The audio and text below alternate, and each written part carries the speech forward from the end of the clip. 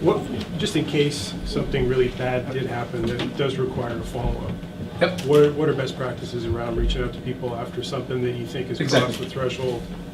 Yeah, well, going back to the rule of... Can you repeat the question? Oh yeah, okay. I assumed he was so close.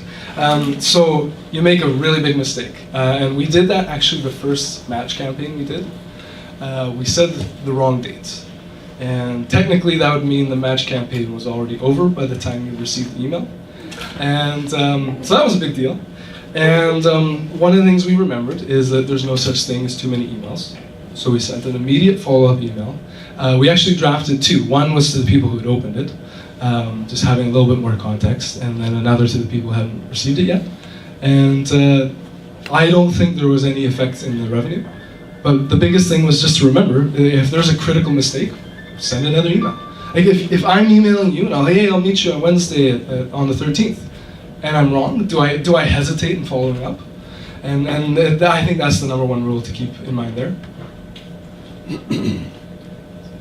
Another actually somewhat related is if you send people to the wrong link, if you're using things like WordPress and there's 301 redirects, just making sure to, it's okay that they're going this way as long as I'm able to redirect them to the right spot. You said there was about a 1.5% donate rate from the emails that go out. Are you finding that's changing over time? Because I know my personal reaction to these begging emails is increasing. I may have given in the past. No. Yeah. Actually, one sort of unfortunate thing is that direct marketing has a very impersonal relationship with people, and so sadly, if you think of people as a number, and you're at the beginning of the line, and you get frustrated and tired, and time passes on, you move on. So that's an attrition rate. Every organization suffers from, even just in fundraising in general, like 30% of their donor base just disappears every year, and if they're doing poorly, it could be 40 to 50%. So you'll grow tired, and someone else will take your place. I haven't seen results get poorer anywhere, but that's because sort of more people are coming in to replace the sort of high attrition rate for email addresses. Yeah. Stop me if this has been asked already, but I'm kind of curious from an expert's point of view, what this change in emails specifically going to do to campaigns. And the change is Gmail. Not everyone uses Gmail, but a lot of people do. And they're rolling out and introducing the tabbed email, Yep. where you get your personal email in one tab, and then like newsletters in another, and then something else in the third. I can't remember what. But do you think that's going to have an effect on these kind of campaigns? So another pitch for MailChimp. I do have a few of their t-shirts. Okay, the question was, the more progressive service provider, Gmail, so if you're using Outlook, you can tune out. Most of your subscribers will be using traditional email, but Gmail is always innovating. So it'll always be something that they're tinkering with that makes it better for the subscriber and likely worse for you.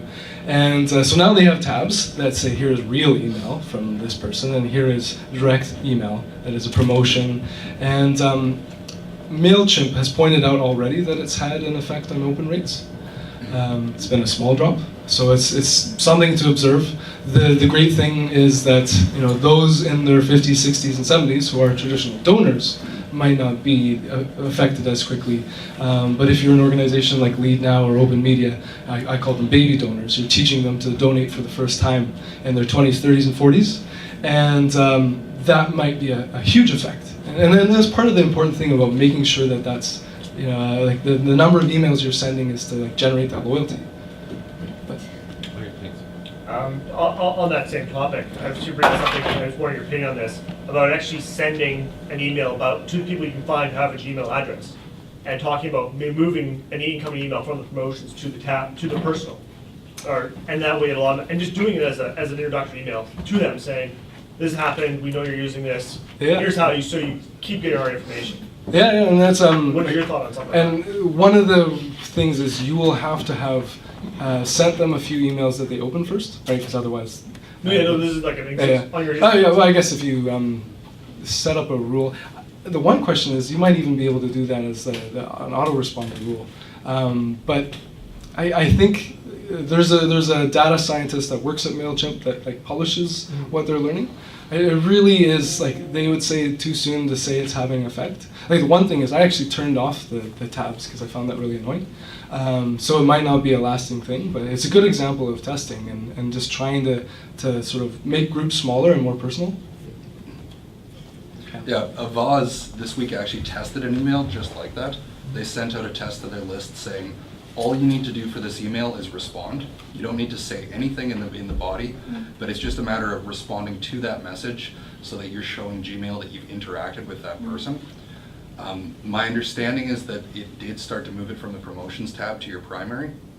And the past, earlier today as well, Move On, another group from the States, their emails were starting to come through. I work with Leap now, and they were starting to come through for most of our staff in our primary account all of a sudden, after earlier in the week were coming through as promotions. So I think it's going to be something within the next couple months a lot of groups are going to be paying attention to, but also very much hopefully providing some feedback to Google in terms of what that actually looks like. Avaz's email was actually the crisis tunity was very present in it in terms of this would dramatically change how we're able to interact with you if it's just automatically going to either your promotions or your forums tabs. And one point of clarification, as you saw in the beginning, emailing 101. If you're thinking about starting email marketing, you're like, oh, well, Gmail might not be open to me. It is no reason to not consider sending out e-blasts. If you're at the very far end and you're trying to make sure that everything is working at a 10 out of 10, this is concerning. But ideally, this isn't concerning for you for years, and you're like, what's one more thing I can do to push things a little bit farther? That's where the Gmail tab concern comes. Just further to that, not a question, it was a comment. Partly in response to your comment about the NEP emails. Having worked on that campaign, I would agree there were too many emails, but the problem wasn't actually the number of emails, and we saw very few unsubscribes. The more emails we sent, unfortunately, the more you guys don't. So you're going to get more emails. The problem becomes that if you send lots of emails and they aren't interesting emails, any time we sent an email that was even slightly interesting, the open rates went up, the donate rates went up.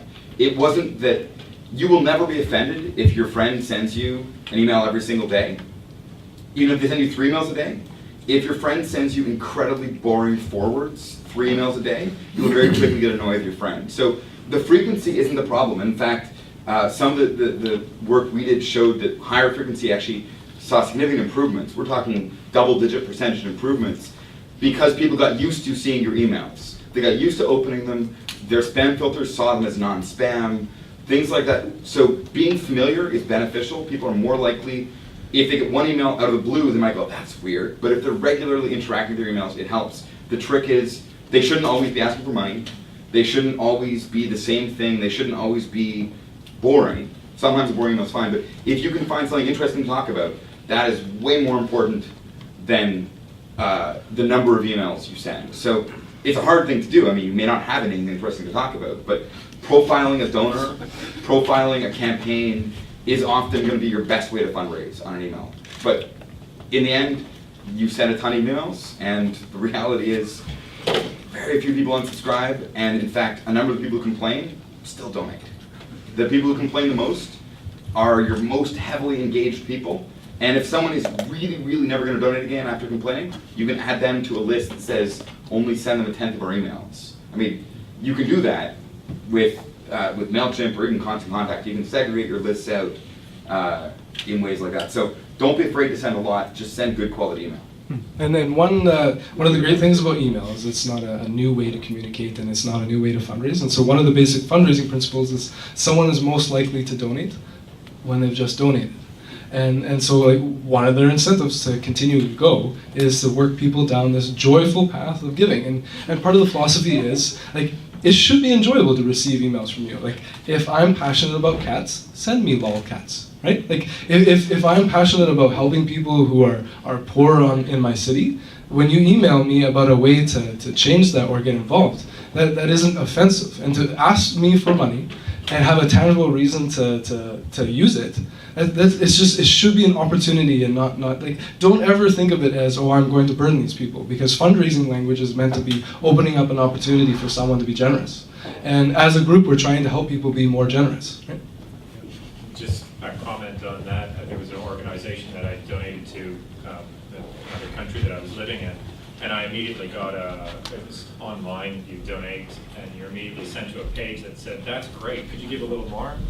And actually asked right there, it's like, for an extra, $5, $10, you would actually be able to supply this. Thanks very much for your generous donation, but did you know that just this little bit more would actually, and it wasn't rude. It was, I'm sure someone was clicking and giving the extra $5. Of course I did, naturally. Gave it. Anyone else? Gentleman in the back, any questions?